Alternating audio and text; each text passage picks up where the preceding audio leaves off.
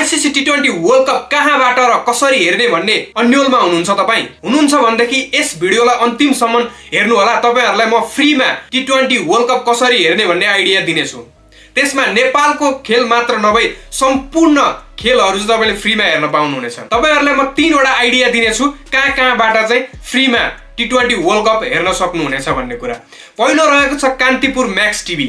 तपाईको घरमा यदि टिभी छ भने चाहिँ तपाईले कान्तिपुर म्याक्समा पनि फ्रीमा टी20 वर्ल्ड कप हेर्न सक्नुहुन्छ भनेदेखि दोस्रो नम्बरमा रहेको छ स्टार स्पोर्ट। यसमा पनि तपाईले फ्रीमा टी20 वर्ल्ड कप हेर्न सक्नुहुनेछ।